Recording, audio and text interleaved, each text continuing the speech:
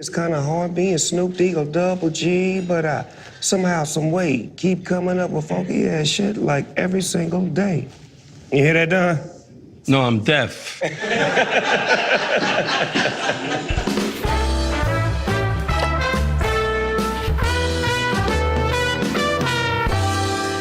Okay, Snoop. Should we start with a drink? I like vodka. What you like? I like to suck on my wife's arm.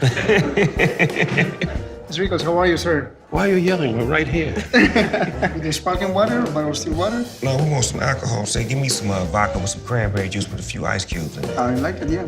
Vodka on the rocks. Vodka on the rocks. Excellent. Thank you. You married, Snoop? Yes, sir. Yeah, I've been married 20 years, Don.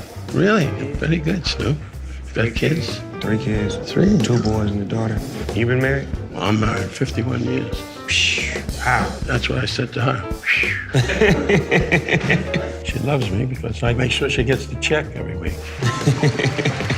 Now it's time to introduce the master of the insult, the only man who holds a black belt for hatred. Evel Knievel's next jump is his mouth. Mr. Don Rickles. Y'all was like one of the first ones to do the roast. Well, the network started that, you know. Mm-hmm. Always had me as the closing guy. And Well, that must have meant you was a home run hitter. you said it, I didn't. Ronald Reagan, our great former governor, who said to me, "Hey, I don't know, they should have been the president." Orson Welles, 30 years ago you were handsome, and now we're going to put Goodyear on your face and fly over the beach for a half hour. I think that's what made you different and original from everybody else, that you didn't have to write it, that you could go up there and you could say it as you sing. Everything I've ever done is off the top of my head. Freestyle. Yeah. Well, that's how I was. When I made my first couple of records, I didn't know how to write. I just was able to just say whatever came to heart. They said you were like of the black world, Frank Sinatra. Ooh, wait. I love Frankie, man. But he's dead. Old Blue Eyes, Dog Sinatra. I used to go out on the stage with Frank. I know that was special, man, to go on stage with Old Blue Eyes. Did he have a cup? Was he drinking on stage? Oh, sure, drank all the time. I used to say, Frank, put the booze down, the voice is gone. So It's all over, Frank. I know you don't like to hear that. It's gone. Now, back in your days, what was the relaxation? Because in our day, we choose cannabis as our relaxation. you choose what? Cannabis, marijuana. Oh, really? I never used it, never touched it. Are you sure you never used it? Never. Are you sure you never touched it? No, never touched it. You just touched it. What are you, now. the DA? That was a good run. You're going to pay for that.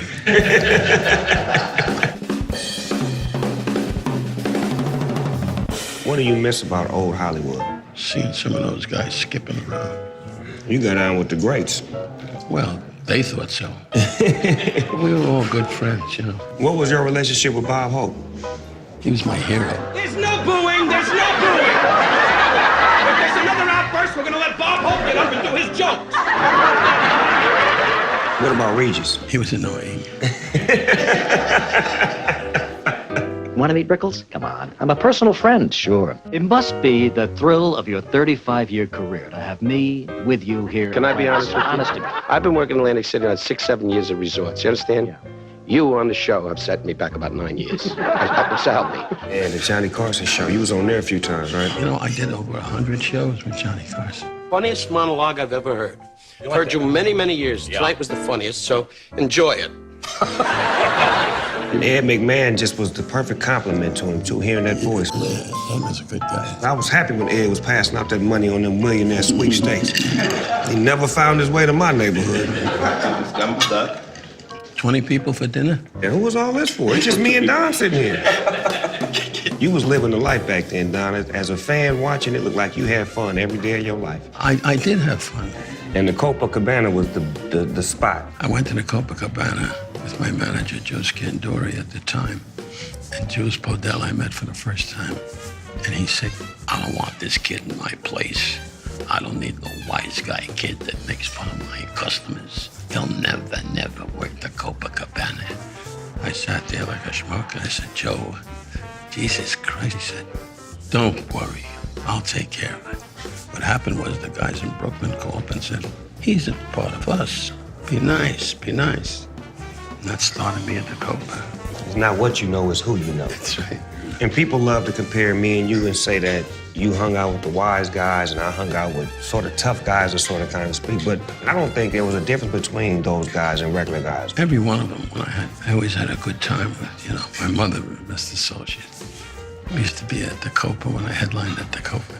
I said, Mom, I'm going over to say hello to Joey Galloway. She said, I'll go over first and tell him to put the guns away.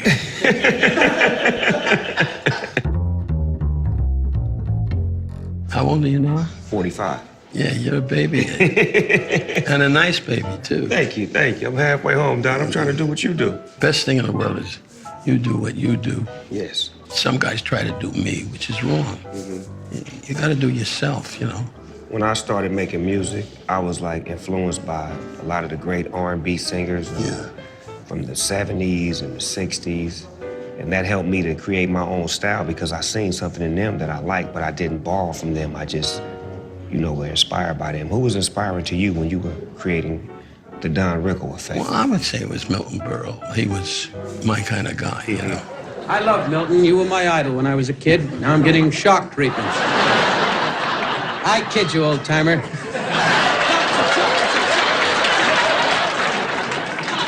It's a joke. What do you mean, old timer? Isn't they great?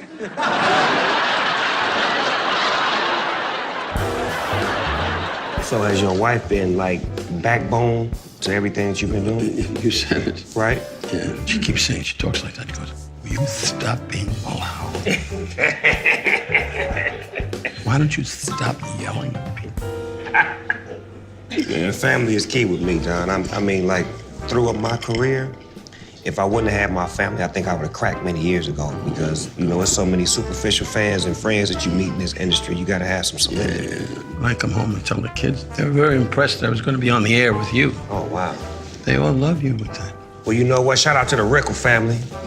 This is the Rickles Down effect. We appreciate the love. Toast to the boogie, baby. This is one of those moments where you know, you could be proud to say that you've actually done something because you sit next to a great and you conversing with the great and showing that love is love. You know, his career is iconic. There's nothing you can do to take that away. I'm half of what he is right now. I'm trying to be whole.